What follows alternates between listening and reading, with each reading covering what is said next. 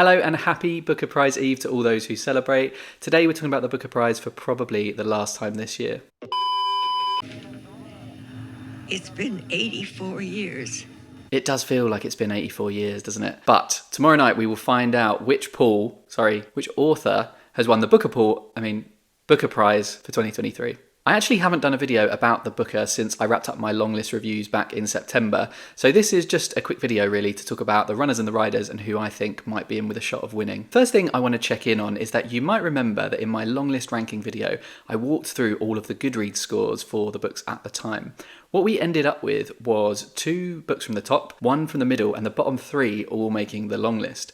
And I'm really interested to know what, if anything, has changed. So here's an updated view, and don't worry, it does look a little bit complicated, so let me explain. For each book, I've got the Goodreads score they had just before the shortlist announcement, which is in like a faded grey, plus a grey bar to represent the relative number of reviews that that book had at the time. What I've done is included the scores as they are today, plus an extra bar in green to show the number of reviews the book has got on Goodreads now. I haven't put the exact number of reviews explicitly on the page as it was way too much information, a bit of info overload, but the shortest bar represents about 500 reviews.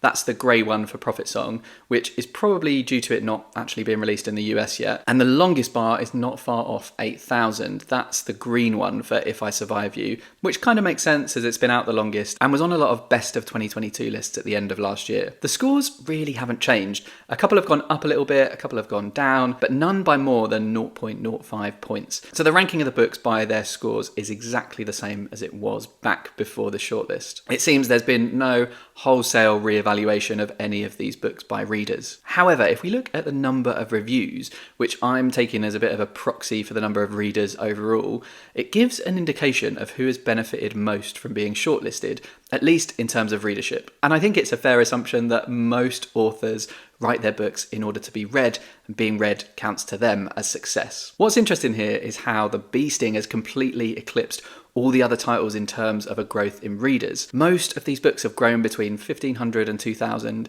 and the ones that have been shortlisted or won other awards, like This Other Eden being shortlisted for the MBA or Study for Obedience winning the Giller Prize, they've grown a little bit more. But the bee sting has had 4,000 additional reviews, more than tripling its readership on Goodreads. That is amazing and a testament to the positive word of mouth that the book's had. That said, it's still not eclipsed the review scores of Prophet Song, which would still be the Goodreads winner. But maybe that'll change once Prophet Song gets a wide release in the US next month. I found it really fun to dig into those Goodreads stats, and hopefully there are enough data nerds out there who also found that interesting, but if you didn't, apologies. Anyway, enough about Goodreads. What do I think is going to happen tomorrow night? Well, to be honest, I've already done a full ranking of the long list, and not much has really changed for me in the meantime. I did intend to give Study for Obedience another read, but I just didn't get around to it, so that's a shame. If it does win though, I will give it another go for sure. So yeah, rather than go through every single book on the shortlist again, I'm just going to look at this from a few different angles, starting with the book that I don't want to see win the prize.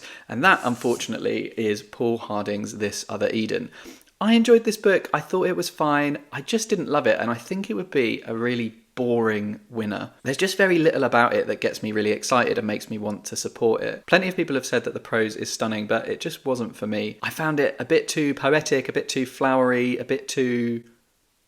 Hey Google, give me a synonym for flowery. Here's a summary from the website collinsdictionary.com. Ornate, fancy, bizarre, elegant, decorated, elaborate, extravagant. Was that information helpful? No.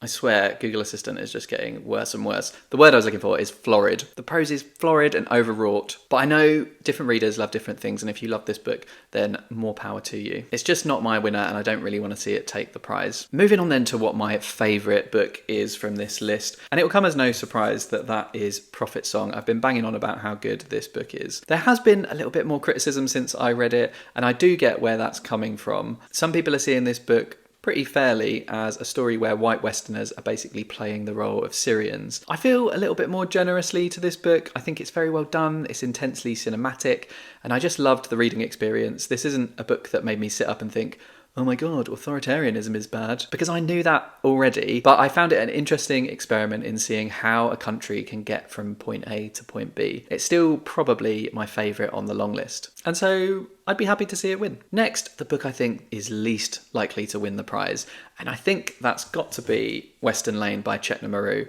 I actually really enjoyed this one. I thought it was a lovely story and it was a total surprise on the long list, and I'm really glad it's been brought to my attention. But it is a little bit slight, it's very short, it's quite gentle, it's understated, and I think it's quite hard to champion a book like that as the prize winner. I imagine Claire Keegan's Small Things Like These was in a similar position last year, and although I didn't love that as much as some other readers did, it would have been a real surprise to me if that won too. So yeah, I'm really excited to see what Chetna Maroo does next. I really enjoyed this book. I just don't think she's in with much of a shot this time around. On to the book that I want to see win, which doesn't actually align with my favourite. And that book is The Bee Sting by Paul Murray. Although maybe this hasn't jumped ahead of Prophet Song in terms of my personal ranking, I would love to see The Bee Sting take home the prize. It's a really good book, and it has a lot of heart and humour and family drama, and who doesn't love that? If a friend asked me which book to head to this year, this is absolutely the one that I would pick and press into their hands, assured that they would have a good time. It has just won the Best Novel Award at the On Post Irish Book Awards, and I think it has a great chance to take home the Booker too. I know there's been a lot of love for this one, it's had this dramatic rise in readership, and its score has gone up at the same time, so I think it's a very safe bet for the win. But the question is, will it win? And unfortunately, I think it won't. My guess for what the judges are going to pick is the only one I don't want to win, which is This Other Eden by Paul Harding. Unfortunately, I think this book just has a great chance because it's been on my radar as a contender for the longest. We know the head judge loves it because her name is on the book cover, and I think it has just enough history and just enough poetry in the language that it's going to be a realistic compromise for this set of judges. I would love to be proved wrong, but this is where I'd put my money if I was a betting man. So yeah, that's it for this video. Quite a short, sharp one. I think I've banged on about the Booker for long enough, and if you want to see any of my other Booker content, including full reviews of all of these books, I'll link them down in the description. I probably won't do a winner reaction or anything like that, but I do have something interesting prize related planned for either later on this year or maybe early next year, depending on how I get on with some of my reading. Please do let me know who you think is going to win the Booker by commenting on the video below. And if you like this video, please do give it a thumbs up. It really helps my channel out. If you'd like to see more content from me, then hit the subscription button wherever you see it on the page. But until next time, toodles.